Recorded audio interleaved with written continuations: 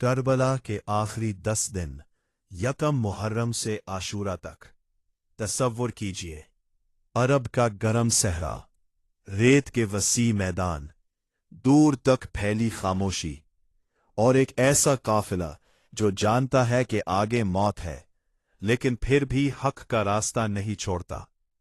یہ صرف ایک جنگ کی کہانی نہیں، یہ صرف چند افراد کی شہادت کا واقعہ نہیں، یہ حق اور باطل، عدل اور ظلم، وفاداری اور بے وفائی کی وہ داستان ہے جس نے تاریخ کا رخ بدل دیا۔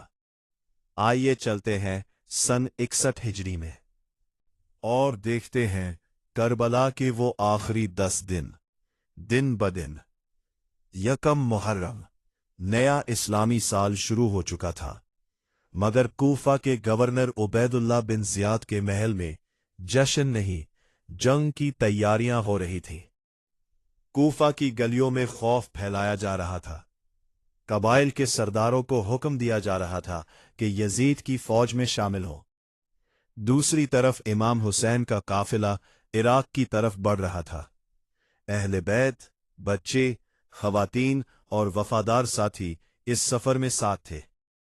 بظاہر یہ ایک عام سفر تھا، لیکن حقیقت میں تاریخ ایک عظیم امتحان کی طرف بڑھ رہی تھی۔ 2 محرم، آخرکار قافلہ ایک خشک اور سنسان میدان میں پہنچا۔ امام حسین نے زمین کا نام پوچھا۔ کسی نے کہا کربلا۔ یہ نام سنتے ہی امام نے فرمایا، یہ ہمارے غم اور آزمائش کی سرزمین ہے۔ خیمے نصب کیے گئے، بچے کھیل رہے تھے، خواتین سامان ترتیب دے رہی تھیں، مگر امام جانتے تھے کہ یہی زمین چند دن بعد خون سے رنگی جائے گی۔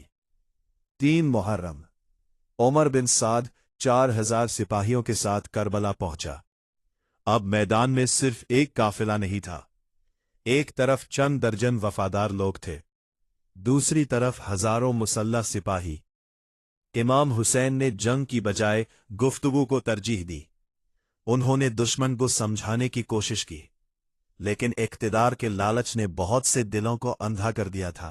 4 محرم، مزید فوجیں آنے لگیں۔ ہر گزرتے دن کے ساتھ دشمن کی تعداد بڑھتی جا رہی تھی۔ صحرا میں گرد اڑتی اور نئے لشکر نمودار ہوتے۔ امام کے ساتھی سب کچھ دیکھ رہے تھے، انہیں اندازہ ہو چکا تھا کہ حالات کس طرف جا رہے ہیں، لیکن کسی کے قدم نہیں ڈگمگائے۔ 5 محرم، محاصرہ مزید سخت ہو گیا۔ کوفہ سے مدد آنے کے تمام راستے بند کیے جانے لگے۔ خیموں میں موجود لوگ جانتے تھے کہ اب وہ عملی طور پر دشمن کے گھیرے میں آ چکے ہیں۔ پھر بھی خیموں میں خوف نہیں تھا، نمازیں تھیں، قرآن تھا اور خدا پر کامل بھروسہ تھا۔ 6 محرم، اب دشمن کی تعداد کئی ہزار ہو چکی تھی۔ ہر طرف نیزے، تلواریں اور گھوڑے دکھائی دیتے تھے۔ امام حسین کے ساتھیوں کی تعداد کم تھی، مگر ان کے حوصلے بلند تھے۔ کربلا کا میدان اب ایک بڑے امتحان کے لیے تیار ہو رہا تھا۔ 7 محرم، پھر وہ حکم آیا جس نے تاریخ کو ہلا دیا۔ دریائے فرات کا پانی بند کر دیا گیا۔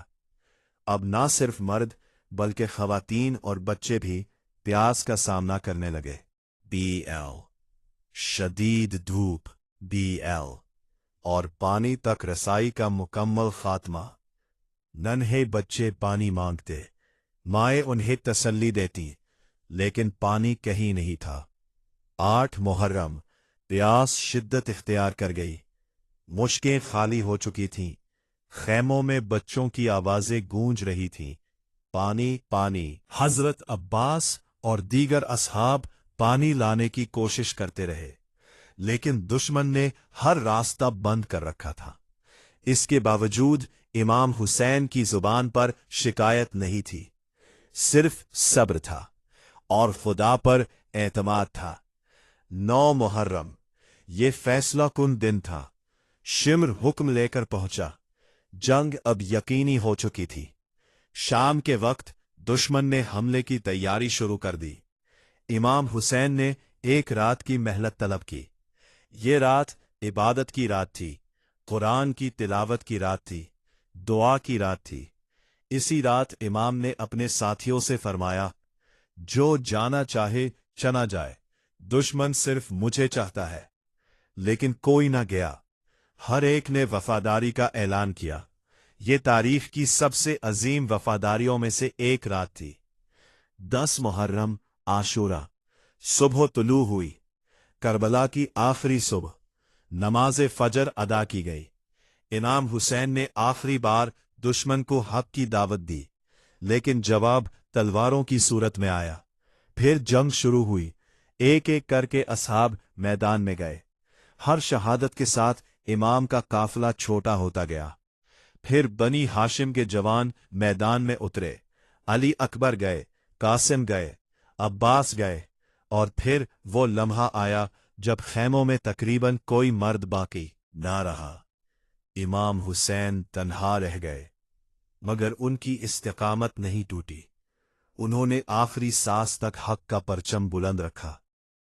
और फिर 10 मुहर्रम 61 हिजरी को इमाम हुसैन शहीद कर दिए गए। लेकिन हकीकत में शिकस्त जुल्म की हुई और फतह हक की। इख्तितामिया।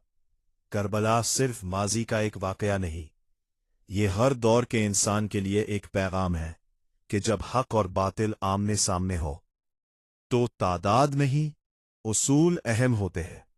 ताकत नहीं, सच्चाई अहम होती है। और यही वजह है कि सदियों बाद भी करबला जिंदा है, और इमाम हुसैन का पैगाम आज भी दुनिया भर के इंसानों के दिलों में जिंदा है। अगर आपको यह तारीखी सफर पसंद आया हो तो वीडियो को लाइक करें, चैनल को सब्सक्राइब करें और कमेंट्स में लिखें लब्बैक या हुसैन।